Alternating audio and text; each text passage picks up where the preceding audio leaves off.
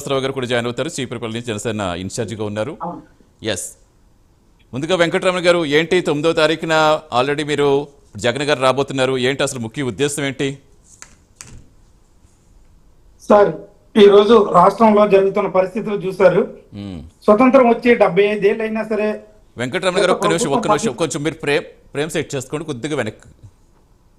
Sir yes, మాట్లాడండి sir, స్వతంత్రం వచ్చి 75 ఏళ్ళు అయినా సరే ఒక టీడీపీ ప్రభుత్వంలో ఒక మెడికల్ కాలేజ్ వచ్చిందా?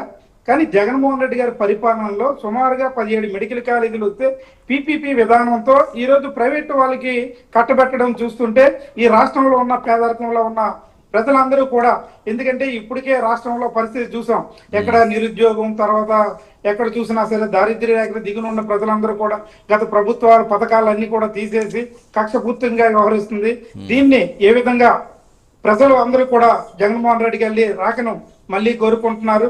ఎక్కడైతే ఈ మెడికల్ కాలేజీలు ఉన్నాయో మనం చూడండి, పలాస కిడ్నీ సెంటర్ ఏదైతే ఉందో సుమారుగా 200 పడకల హాస్పిటల్ మనం వచ్చిన తర్వాత కిడ్నీ రీసెర్చ్ సెంటర్ కూడా ఏర్పాటు చేసాం. ఇవన్నీ ప్రైవేటైజింగ్ చేస్తే సామాన్యుడు ఏ విధంగా బతకగలడు? ఈరోజు కార్పొరేట్ వైద్యం చేసుకునే స్థితిలో సామాన్యుడు ఉన్నాడని చెప్పేసి జగన్మోహన్ రెడ్డి గారి ఆలోచనలో భాగంగా ఈరోజు రాష్ట్రంలో జరుగుతున్న పరిణామాలన్నీ పరిశీలించి ఇంకా ప్రజల్లోకి వెళ్ళకపోతే రేపు ఈ ప్రభుత్వం చేసే ఆగడాలకి సహించేది లేదని ప్రజల నుంచి మద్దతు తీసుకొని రేపు ఏదైతే ఉందో ఈ యొక్క మెడికల్ కాలేజీని ఎట్టి పరిస్థితుల్లో కూడా మొన్న కూడా అదే చెప్పారు, ప్రైవేట్ కాలేజీలు ఎట్టి పరిస్థితుల్లో మెడికల్ ప్రైవేటైజేషన్ చేస్తే తప్పకుండా మేము వచ్చిన తర్వాత తిరిగి మళ్ళీ గవర్నమెంట్ లో ఈ మెడికల్ కాలేజీలన్నీ పెడతామని చెప్పారు.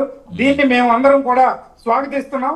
మేమే కాదు, రాష్ట్రంలో ఉన్న ప్రజలందరూ, మేధావులు, అదే విధంగా చాలా మంది విద్యావంతులు, చైతన్యులు, కార్మికులు, కర్షకులు అందరూ కూడా వాళ్ళ నుంచి సమున్నతమైన మద్దతు మాకుంది. అందుకే జగన్మోహన్ రెడ్డి గారు ఈ రోజు వరకు కూడా ఆయన ఈ యొక్క పర్యటన అనేది జరుగుతుంది. ఉత్తరాంధ్రలో మీరు చూసారంటే గతంలో కూడా ఎన్నో చూసి విమ్స్ కాలేజీని కూడా మేము వచ్చిన తర్వాతే అన్ని కార్యక్రమాలు ఏర్పాటు చేయడం అనేది జరిగింది. అదే విధంగా మెడికల్ హబ్ గా విశాఖపట్నమే కాకుండా రాష్ట్రంలో ఉన్న ఏదైతే పిహెచ్ సెంటర్ని కూడా అన్నిటినీ కూడా ఆధునీకరించి సమున్నతంగా వాటిలన్నీ కూడా ఆధునీకరించి మెరుగైన వైద్యం ప్రజలకు అందించే స్థితిలో తీసుకొచ్చిన తర్వాత ఈ రోజు గాలి వదిలేసి కనీసం మందులు ఇచ్చే పరిస్థితిలో కూడా లేదు. నిన్నగా మన అల్లూరు సీతారామరాజు జిల్లాలో కూడా టార్చ్ లైట్ తో ఈ రోజు మెడికల్ హాస్పిటల్లో త్వరగా వైద్యం చేయించుకునే పరిస్థితి వచ్చిందంటే ఈ ప్రభుత్వ వైద్యశాలలో ఏ విధంగా గాలి గదిలో వస్తుందని చెప్పేసి మేము అడుగుతున్నాం. అంటే ఇక్కడ వెంకటరమణ గారు, సహజంగా ఇప్పుడు మీ పాలనలో 17 మెడికల్ కాలేజీ ప్రారంభించామని చెప్తున్నారు, కానీ నాణ్యత లోపాలు, నిర్మాణాలు పూర్తి కాలేదు, చాలా ఇందులో గోల్మాల్ జరిగిందని వాళ్ళు చెప్తున్నారు. మరి దానికి ఏం చెప్తారు? సార్ చూడండి, దశల వారీగా ఈ రోజు వరకు మీరు చూసారో లేదో చాలా ఛానల్లో, సోషల్ మీడియాలో కూడా 7 కాలేజీలు అయితే పూర్తిగా వచ్చినవి. మిగతా కాలేజీలు మేము వచ్చి 5 ఏళ్ళలో 3 ఏళ్ళు, 2 ఏళ్ళు కరోనా పోయింది, 3 ఏళ్ళలో ఇంత పని చేసాం, ఇంత అభివృద్ధి చూపించాం, దాన్ని వాళ్ళు ఏ విధంగా స్వాగతిస్తున్నారు చూడండి.